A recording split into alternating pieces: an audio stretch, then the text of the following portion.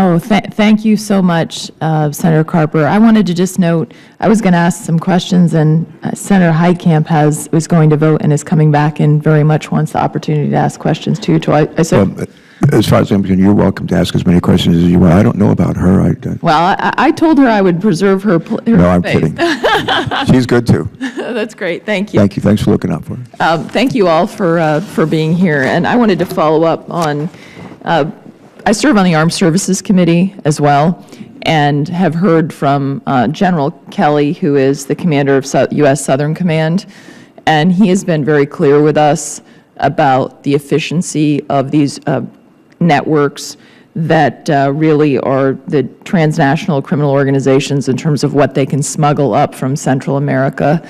And he has been fairly direct with us about that he believes that they could smuggle almost anything, including if they wanted to smuggle weapons of mass destruction, other things that terrorists would use. And I wanted to get your thoughts on the terrorism angle, because he's been fairly direct about it in terms of a worry that these networks are so efficient that we're not just, we've got the drugs, we've got other things, which I want to follow up and ask more about that, but just this idea of terrorism, do you share his concerns about this? Senator, if I could answer that one, I 100% agree with what the general is saying. We just discovered 2 weeks ago a tunnel in our county. This was a tunnel about 2 years old that I hate to use the word, but it's VIP tunnel, which means human smuggling is not coming through that tunnel. You're looking at a large amount of drugs, money, and what you're alluding to is those terrorists or those people that pay the price to come in our country and harm our citizens. I'm very concerned about that. If you can bring drugs or product through, you can bring terrorists through. So it's a great concern, and as a gateway, I call it a premier, we're all 24 premier counties on the border, we're a gateway to this country's problem that's going to happen. Or potentially, ingredients for weapons of mass destruction or something that. I agree. And as we look at, what we're doing with all this, and I know that you've already made the point that this has to be mandatory, I think it's also important to put it in that context. That it's not just this threat of, it's not the issue of people trying to come over here to work. This really can be a huge security vulnerability for the nation for a larger attack. You would agree with me on that? I would agree. And one of the main reasons I wanted to be here today was to address the unsecured border, which I've already spoken my brief on, but also the fact that the importance of local government working and collaborated all three levels, local, state, and federal. If we're going to combat this problem, it's not just the federal government's problem, it's all our problems. But when you look at the supplements and the funding to support the local efforts, it's very small, very, very small. So we need to conclude all local government if we're going to really resolve this problem. And it's local government, and then it's people like General Kelly's told us in the Armed Services Committee what more resources he needs for interdiction too as well. So thinking about really a strategy that we can all be working together, because this is you're on the ground locally. There's ways that we can better resource, and make sure that we're focusing on the responsibilities that our military have in these areas as well, along with state government, ICE, all of us together. Right. And one issue that my state's seeing that I know was touched on earlier, but it's really a huge public health issue, and not only a criminal issue, but this heroin. New Hampshire's had a 60% increase in heroin drug deaths. It's devastating. And one of the problems is that the prices of heroin have really dropped. And so you've got people in some instances who are addicted to prescription drugs who are transitioning over to heroin. It's just so easy to get and so cheap. And this is another issue I've talked to General Kelly about as well.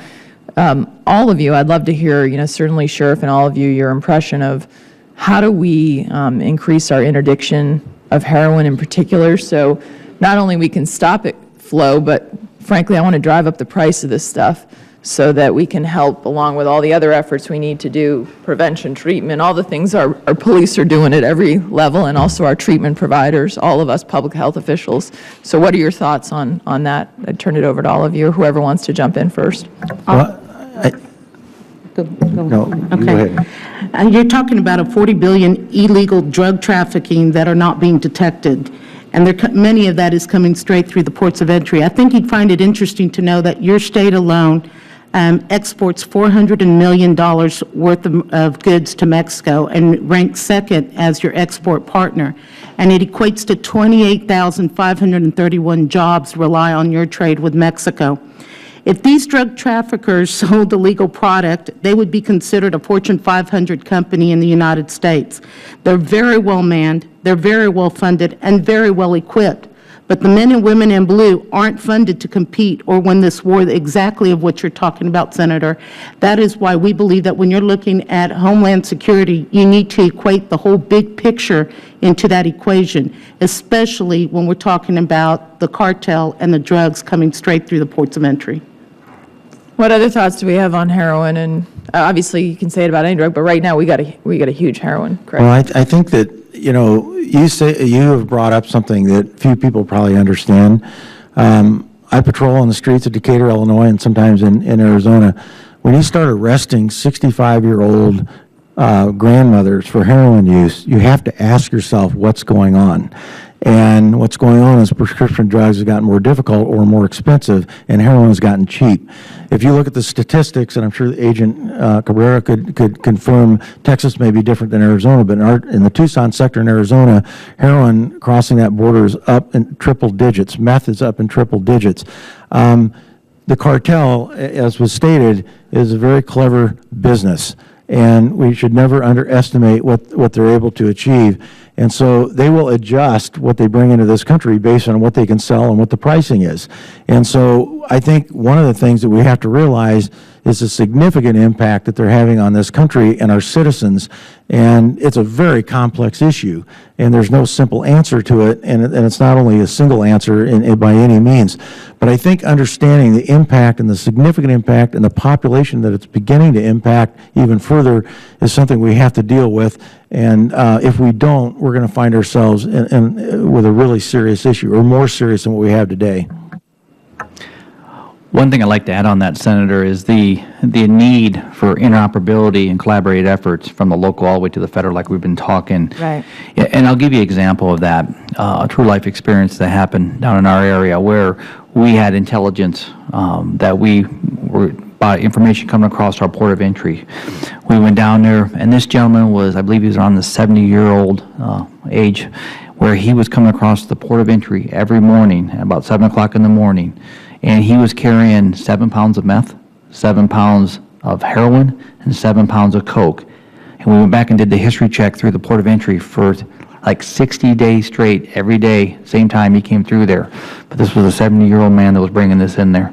So we can't forget the fact that there is a greed game going on here too for money. So. Yep. Thanks, Senator Ayotte. Thank you all. Appreciate it. If you have additional views to offer it, I certainly would appreciate that. And I unfortunately got to go run to vote in, but so I don't want to cut you off, but I want to make sure that I understand everyone's perspective. And well, let me just add real quick, Senator. Recently, at the Brian Terry Memorial Station near Naco, a tunnel was discovered. The tunnel was a pretty high-speed used tunnel, and our intel knew for some time that that tunnel was being used and that we should patrol that area more aggressively. However, we were unallowed to patrol that area due to Border Patrol management and wouldn't let us patrol that area and work in that area. Once the tunnel was finally discovered and put out of commission, it had been used for some time. And if we can't capitalize on what we know, because we have certain boundaries that we can work in, they don't want us working the interior patrols, then we're always going to be hindered by this. well, yeah, that's absurd. We all have to work together on this. So thank you for pointing that out.